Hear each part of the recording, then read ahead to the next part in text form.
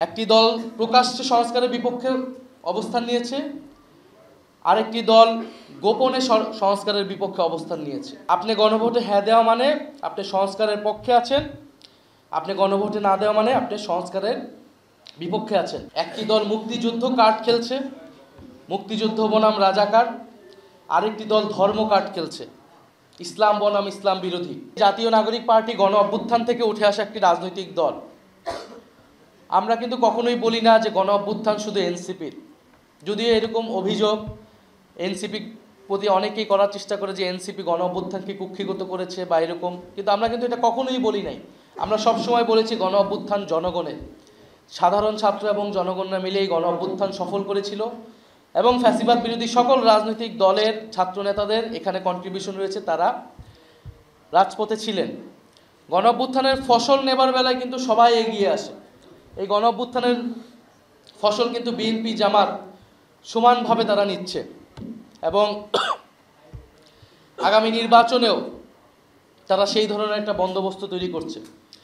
কিন্তু যখন প্রশ্ন আসে গণ অভ্যুত্থানের দায়িত্ব নেওয়ার, শহীদ পরিবারের দায়িত্ব নেওয়ার, আহত যোদ্ধাদের দায়িত্ব নেওয়ার, আজকে যে এই যে প্রবাসী যারা কারাবন্দী 24টা পরিবার 25টা পরিবার এতদিন ধরে রাস্তায় রাস্তায় দৌড়াচ্ছেন, অফিসে অফিসে যাচ্ছেন, তখন কিন্তু যে কোনো অফিসে গেলে তাদেরকে বলা হয়, যে কোনো দলের কাছে গেলে তাদেরকে বলা হয় যে এটা এনসিপির দায়িত্ব। আপনাদেরকে এরকম বলে কিনা যে এনসিপি গণ অভ্যুত্থান করছে, এটা এনসিপিরই দায়িত্ব, আপনারা তাদের কাছে যান।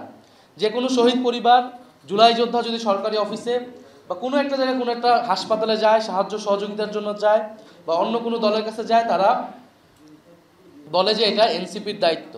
অর্থাৎ দায়িত্ব নেবার বেলায় এনসিপি, কিন্তু ফসল ভোগ করার বেলায় তখন বলবে গণ অভ্যুত্থান সবার, আমরা সবাই ছিলাম। ফলে আমাদের এটাতে কোনো সমস্যা নেই, আমরা অবশ্যই দায়িত্ব নিব এবং ফসলও সবাই আপনারা নেন, আমাদের কোনো সমস্যা নাই। কিন্তু আমাদের অনুরোধ থাকবে, আহ্বান থাকবে যে গণ অভ্যুত্থানের পরে বাংলাদেশ যেই দিকে যাওয়ার কথা ছিল, বাংলাদেশ সেই দিকে আগানোর কথা ছিল, সেই রাস্তা আপনারা অবরুদ্ধ করবেন না, বাধা হয়ে দাঁড়াবেন না। আমরা দেখছি যে সামনের নির্বাচনের আগে নানা ধরনের পরিস্থিতি ঘোলাটে করার চেষ্টা করা হচ্ছে এবং আমরা যে সংস্কার কার্যক্রম শুরু করেছিলাম, সংস্কারের অগ্রযাত্রা শুরু করেছিলাম, সেটাকে নানাভাবে বাধাগ্রস্ত করা হয়েছে।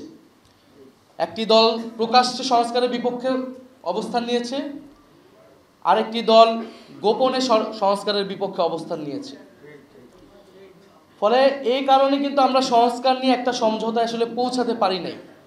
তারপরেও আমরা যেহেতু জনগণের ভিতরে ব্যাপক চাহিদা সংস্কার এবং পরিবর্তনের, আমরা কিন্তু গণভোটের বিষয়টা আদায় করতে পেরেছি এবং এবারের সামনের ভোট শুধু সরকার পরিবর্তনের ভোট না, শুধু একটা দল গিয়েছে আরেকটা দল আসবে, ডক্টর ইউনূস চলে যাবে আরেকজন আসবে, সেই ভোট না। এবারের ভোট কিন্তু হবে দেশের পরিবর্তনের ভোট। ফলে বাংলাদেশের জনগণ এবার বিচার বিবেচনা করে ভোট প্রদান করবে, এটা আমাদের বিশ্বাস। আমরা সংস্কারের পক্ষে এবং বিপক্ষে এবারের ভোটটা কিন্তু এভাবেই হবে। আপনি গণভোটে হ্যাঁ দিবেন অথবা না দিবেন। আপনি গণভোটে হ্যাঁ দেওয়া মানে আপনি সংস্কারের পক্ষে আছেন, আপনি গণভোটে না দেওয়া মানে আপনি সংস্কারের বিপক্ষে আছেন। আমাদের কাছে মনে হয় না যে পতিত ফ্যাসিস্টদের অনুসারী ছাড়া আর কেউ ন্যায়ের পক্ষে থাকা উচিত না। ফলে আমরা সবাই কিন্তু হ্যাঁর পক্ষে হওয়ার কথা, কিন্তু তারপরও আমরা দেখছি কোনো কোনো রাজনৈতিক শক্তি পুরনো কাঠামোটাকেই বজায় রাখতে চায়।